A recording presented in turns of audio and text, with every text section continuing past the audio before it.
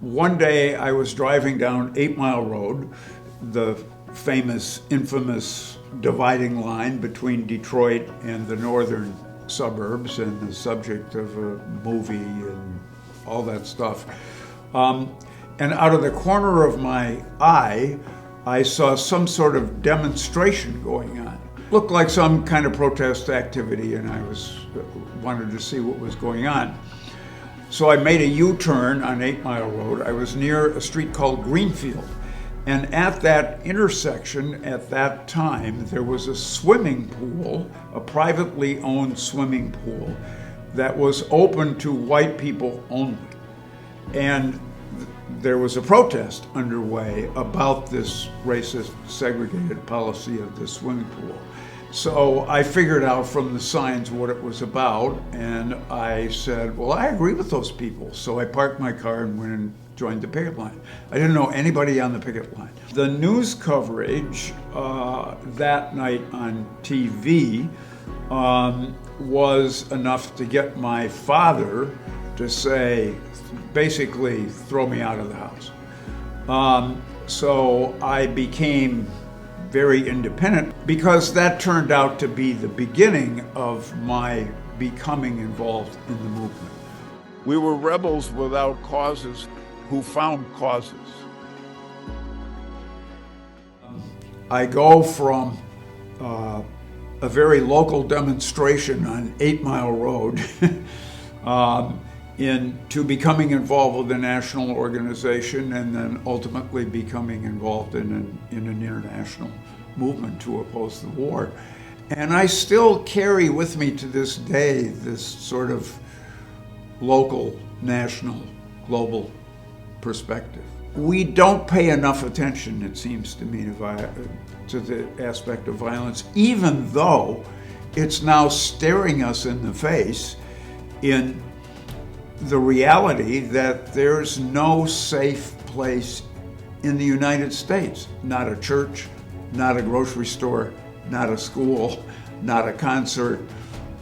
No place is safe, because the violence has proliferated to such a great extent that I now talk about living in a culture of violence in which we are trying to create a culture of peace.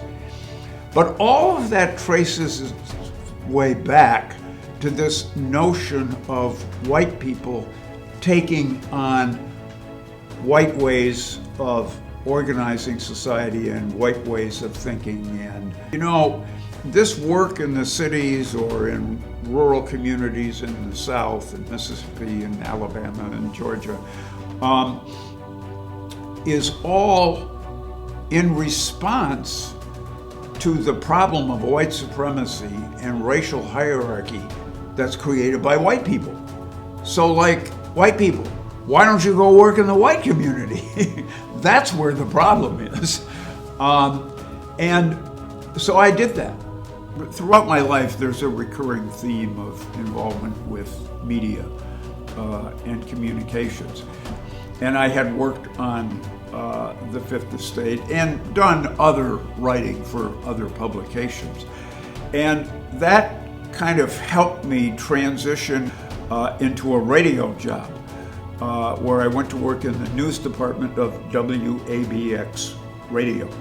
And we did sort of mix the music and the news, and we did have an attitude back in the day. But FM radio was coming to the end of being in its rebellious, free-form phase. I got fired from that job too, for being too much of a troublemaker. Story of my life. And then I got a job as the news director at WDET, the public radio station in Detroit. So I worked in commercial radio, public television.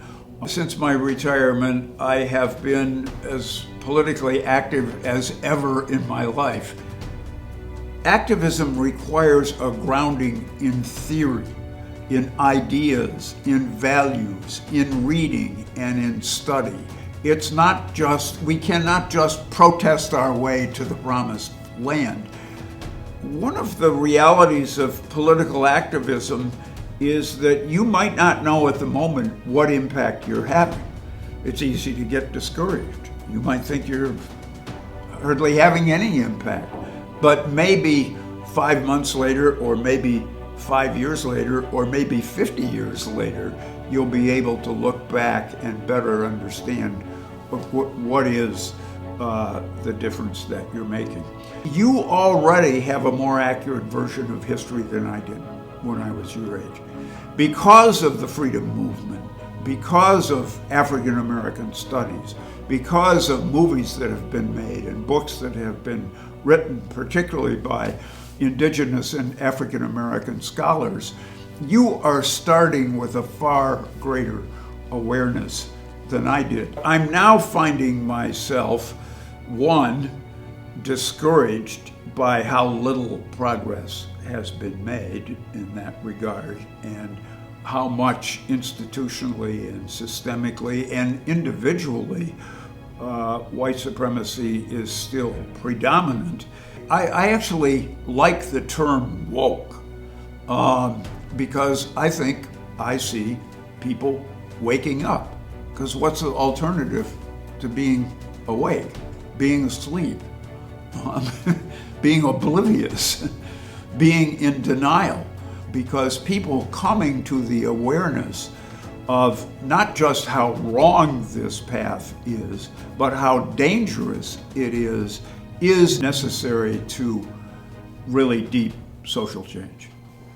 I actually think the biggest lesson that I have learned in life is just how pervasive violence is in our society, and how essential it is to preserving all of the other systems of inequality and of hierarchy. But I think this concept of thinking culturally about peace and harmony and being in harmony with rivers and lakes and forests and animals and other human beings is a lesson that I'm glad, even at my advanced age, I finally figured out.